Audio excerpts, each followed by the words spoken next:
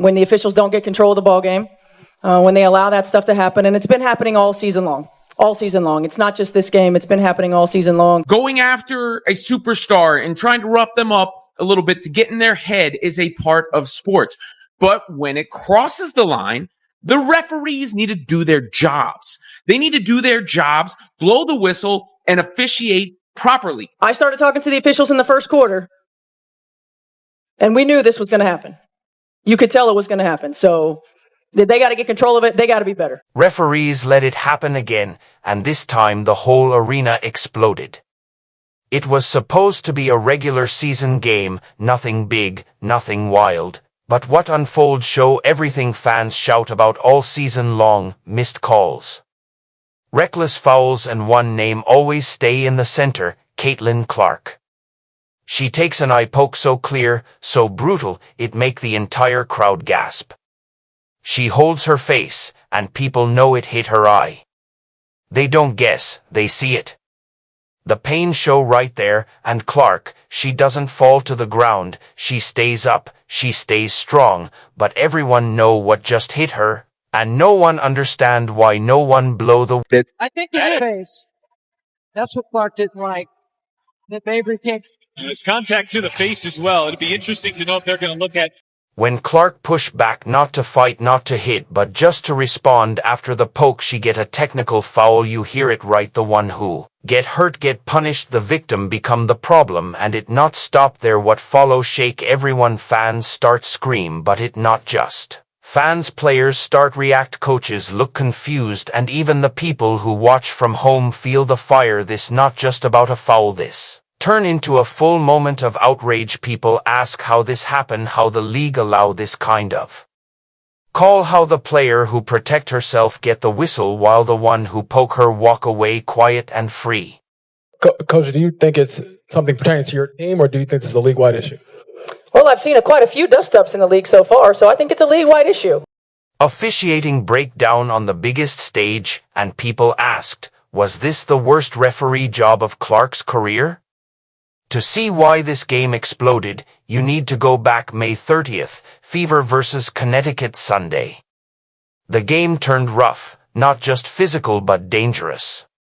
Sophie Cunningham and Sydney Colson both fall after reckless plays, and JCS Sheldon caused both injuries. One dive hit Colson's knee. Another play break Cunningham's ankle and chip her tooth, and the refs, they stay silent, they blow no whistle, no flagrant, no ejection, just nothing. And Clark, she stand there, watch it all happen, and that silence stay loud because this go deep. Clark and Sheldon have bad history back in college. Sheldon follow Clark all over the floor, bump her, hit her, talk trash every second. This not just basketball, this turn personal, and when they meet again, fans know something will happen, but they not expect this. June 17th, Clark came back from injury. She just beat Liberty. She feels strong, but the building carries tension, and when game starts, Sheldon locks in, not to defend but shadow bump, grab, and touch every screen, not stopping. This is not defense, this is a message, and Clark does not flinch, but her eyes remember, her body remembers everything, and in the third quarter, it all explodes. Clark bring the ball up court. Sheldon steps close, her finger jabs straight into Clark's eye. Clark jerks back, grab her face, the pain clear. The crowd see it, replay. Prove it, eye poke, full contact. But Clark just pushes Sheldon back, instinct, not anger, and refs punish her with a tech again. The victim get the tech. The crowd loses it. Fans yell, commentators sound stunned. They all watch the screen slow motion, frame by frame, and still refs give Sheldon nothing, no tech, no warning, and it gets worse. Clark stand hand on eye, full pain and full anger, and still get no respect. When game end, score not matter because the real moment begin. In press conference, coach Stephanie White speak hard, she not hold back, she say what fans think all season, this not one call, this a pattern. The refs fail again and again, and Clark, she stand beside her, face locked, cold, angry, not just from pain but from truth. She know this not A mistake this what happen when league say it protect stars but punish reaction not.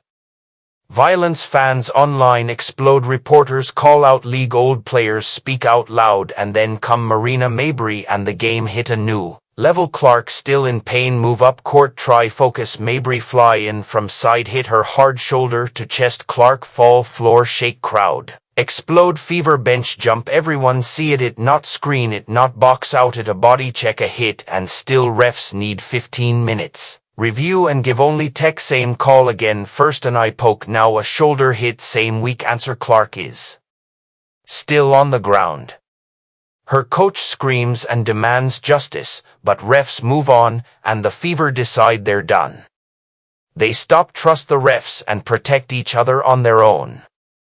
Stephanie White says it clearly, if the refs don't protect the players, the teammates will. And on the bench sits Sophie Cunningham. She remembers what happened in May. She remembers pain and silence, and now she see her chance. The game is almost over. Sheldon grabs the ball, runs fast break, and Sophie meets her midair, grabs her, and takes her down, not wildly, not dirty, but with purpose. She sends a message, this is not okay. The crowd cheers, fans chant Sophie's name, and the refs eject her. And still she walk off proud because she stand for every teammate the refs ignore, and in that moment, they stop being victims. They take control. This game not about winning, this is about justice.